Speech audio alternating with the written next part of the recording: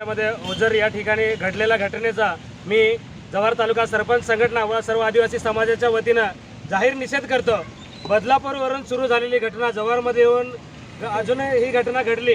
खरं पाहिलं तर या नराधमाला पकडतासनीच या ठिकाणी त्यांना जनतेच्या ताब्यात देऊन त्यांना चोप दिला पाहिजे होता आणि नंतर त्यांच्यावरती कारवाई झाली पाहिजे होती।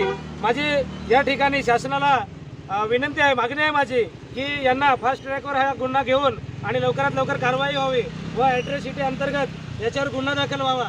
या जव्हार तालुका पूर्ण आदिवासी बहुल भाग आहे।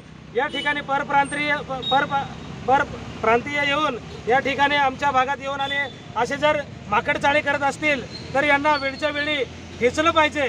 तर या ठिकाणी मी पत्रकार बंधूच्या माध्यमातून सरकारला विनंती करतो की तुम्ही सरकार म्हणून याच्यावरती काही आक्षेप घेणार आहात किंवा ठोस काही उपाययोजना करणार आहेत का? बाकी जसं राज्यात बाकी देशामध्ये जे चालतंय की घटना घडल्यानंतर 24 तासात फाशी दिली जाते, त्या पद्धतीनेच तुम्ही काही निर्णय घेणार आहात का? काही कायदे बनवणार आहात का?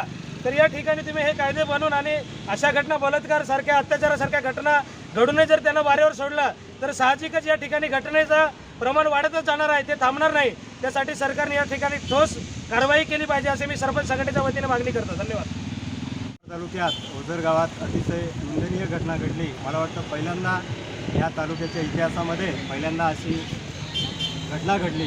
या घटनेचा आम्ही सर्व सरपंच बांधवाकडून जाहीर निषेध करतो आणि सरकारला एक विनंती करतो की या घटनेची फास्टच्या कोर्टात सुनावणी होऊन त्या संबंधित गुन्हेगाराला लवकरात लवकर फाशी झाली पाहिजे असे आम्ही सर्व सरपंच बांधवांच्या वतीने सरकारला विनंती करतो। धन्यवाद।